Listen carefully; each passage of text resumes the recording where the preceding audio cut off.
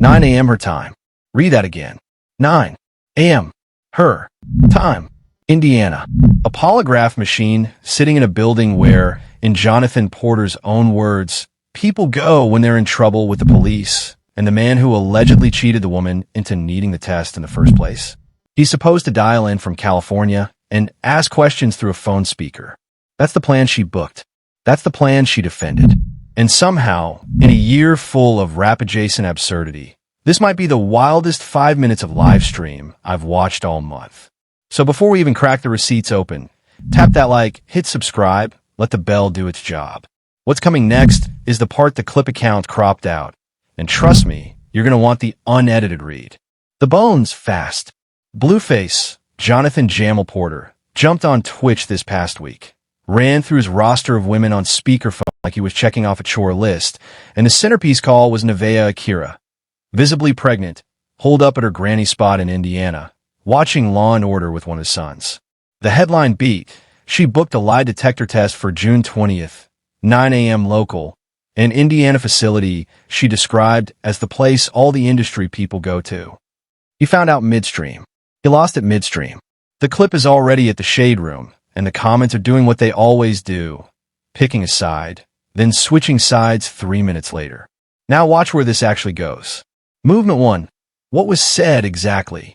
Nevaeh, mid-call, dead flat, tired voice. This whole pregnancy, I've been going back and forth with so many. I'm tired. No edit. No hype. Just a woman 7, 8 months in, telling the father of her unborn child she's done arguing online. Sit with that for a second. Then him, the same call, 3 beats later. All you gotta do is just be a cute-ass ostrich and sit down. Eat your little bird food, you know, and be cute. Wild. The pregnancy itself isn't speculative anymore. According to the Shade Room, Blueface and Nevaeh announced the pregnancy on a live stream weeks back. P-test on camera, the whole 9. Hot New Hip Hop confirmed the backlash cycle, reporting that fans flagged the way he speaks to her on stream as alarming, even by his standards. Carlisa, his own mother, per WDKX's write-up, reportedly clapped back at her son online recently, telling him she wouldn't be calling his phone if she didn't support it. Okay, and then the line that's been replaying in my head for 2 days.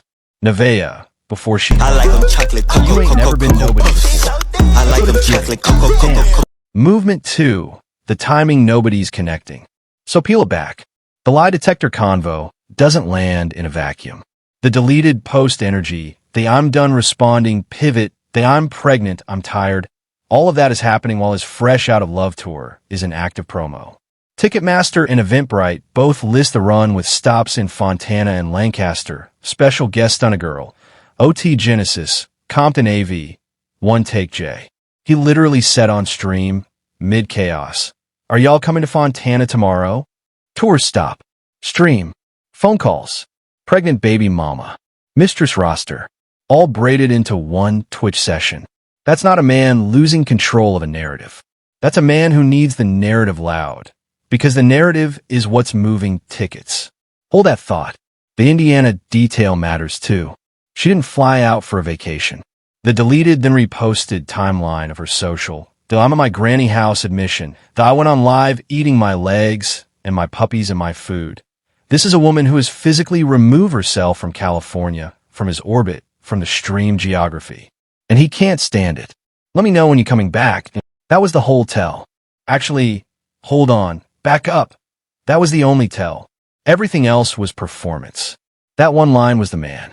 Behavioral forensics, the speakerphone roster. Watch the rhythm. He calls Nevaeh first. She gives him attitude. He calls Malaya next. Clown number 1 didn't answer for him, and that one rings out cold. Then he calls Nevaeh back. Voicemail. 1 ring. He's reading it as a block. He's gassed. He's so gassy all the time. I bet you he'd be running around there farting too.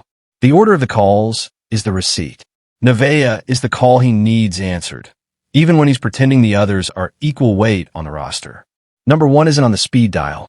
Number 1 is the one whose voicemail breaks you. Legal forensics, the polygraph credibility problem. Real talk. The entire premise of an Indiana polygraph is procedurally a joke, and he knew it. Polygraph operators administer questions in person. The subject's physiological baseline gets measured in the room. You can't ask polygraph questions through a FaceTime speaker from another time zone. The chain of custody on the result is unusable for any narrative beyond TikTok. Nevaeh booking it solo wasn't her trying to evade. It was her not understanding the protocol. He clocked it immediately. Who's going to ask you the questions? You're going to ask yourself the questions. For a beat, he was right. For exactly one beat. Then he ruined it with the ostrich line. Visual forensics, the law and order detail. 8 months pregnant, sitting in Indiana, watching crime procedural with one of his sons. That's not a woman plotting drama. That's a woman who left. The man calling her corny for not engaging is the same man who, 90 seconds later, asks when you coming back. Read that frame twice. Movement 3. How the outlets are spinning it. The Shade Room is framing this as a live stream reveal. Neutral, click-driven, headline as product. They want the engagement, not the verdict. Smart business. Hot new hip-hop's angle is sharper. They're letting the backlash carry the framing, leaning into the even as fans are uncomfortable energy. That's editorial doing what the Shade Room won't. Then there's the church girl detour. Hot new hip-hop also covered Christian Rock performing her gospel single Yahweh at Faith City Central earlier this year. The same Christian who, per multiple clip accounts circulating right now, was reportedly back in Baltimore this same week with Jaden and others in some loosely described praise and worship cluster. That outlet won't connect those dots out loud. I will. The mother of his oldest is on a redemption arc in a sanctuary. The mother of his upcoming child is in a kitchen in Indiana eating chicken legs. And he's on Twitch trying to triangulate a polygraph between time zones. That's the story. Nobody's pointing the camera at the geography of it. The loudest counter-narrative fan camp version goes, she's only pregnant for clout. The test is the proof. He's the victim. I'll steelman it. She did book the test publicly. She did escalate. She did weaponize the bump for engagement at points. Fair. Now dismantle it. That read collapses the second you remember he is actively running a tour named Fresh Out of Love. A man who needed her to be a villain wouldn't be the one calling her first. A man who needed her gone wouldn't be asking when she's flying back. The cloud argument cuts the wrong direction. The cloud is him. She's the one in Indiana with her phone face down, watching Mariska Hargitay reruns.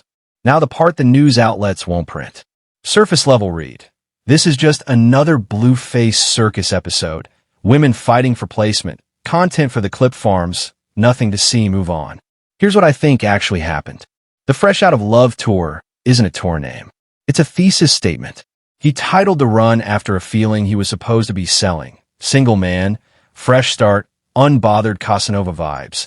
And then he scheduled it during the exact stretch his second baby mama would be most visibly pregnant on his timeline. That's not an accident. That's not the algorithm. That a man monetizing his own contradictions and underestimating the woman who'd be left holding the receipt. The lie detector was supposed to be his trap. He's been telegraphing the polygraph framing for weeks. The prove your loyalty angle. The who you been with questioning, all of it choreographed, so the eventual test result would clear him of whatever she was accusing him of. Nevaeh booked it in Indiana, by herself, on her schedule, because she clocked the choreography and refused to be a prop in it. She wasn't dodging the test. She was dodging his version of the test. That's why he snapped. Not because the booking was procedurally flawed. He could have fixed that in one phone call. He snapped because she moved without him. And in his ecosystem, the women don't move without him. Jaden moves with him. Christian used to move with him. The Twitch roster moves on speakerphone command. Nevaeh, 8 months pregnant, in Indiana, on her granny's couch, with a booking confirmation he didn't approve. That's the part that broke the bit. Sharpened jabs, in case you'll miss them. He thought she was the easy one because she was new. The new ones learn fastest. Baby, they got nothing to lose yet. He keeps calling himself Batman, while his own mother is subtweeting him on a public timeline. He named a tour Fresh Out of Love during a pregnancy he confirmed on camera. Pick one persona. The brand sheet is cracking. He clowned her for not understanding polygraph protocol, and then forgot you can't roast someone for being procedurally clueless while you're the one screaming 9 a.m. your time, into a Twitch mic like it's a riddle. He needed her to be the joke. She made herself the exit. The bit got him. He didn't get the bit. Watch how the next 30 days play out. Nevaeh stays in Indiana through the back end of the pregnancy, posts sparingly, lets the silence do the work she used to do with screenshots, and by the time the baby arrives, she's the sympathetic figure in every clip recap, no matter how she behaved 6 months ago. Distance is a PR strategy she stumbled into. It's working. Don't be shocked when the fresh out of love dates start moving. One of two things happens. Either a stop gets quietly rescheduled around hospital window he can't publicly admit to, or he plays through it, and the tour itself becomes the next round of evidence against him. Either way, the brand premise of the tour and the reality of his life are about to collide on a calendar that doesn't lie. The 5-year aftershock is the one nobody's mapping. This whole era, the Twitch roster, the speakerphone confrontations, the polygraph as engagement bait, is going to be studied later as the exact moment a generation of rap-adjacent personalities figured out that personal life is the product and then collectively flew too close to the sun. Nevaeh's child grows up. The clip archives don't disappear. And the man trying to be Batman is going to find out, sometime around the kid's 10th birthday, that the Twitch chat doesn't testify on your behalf in family court. The opposition, the camp betting on him outlasting her, loses the long game the moment the kid can read the transcript. She wins by walking. He loses by streaming. That's the bet. You already know what it is. Like the video, hit subscribe, ring the bell. Part 2 on the polygraph saga is loading the second June 20th comes and goes. Run it back.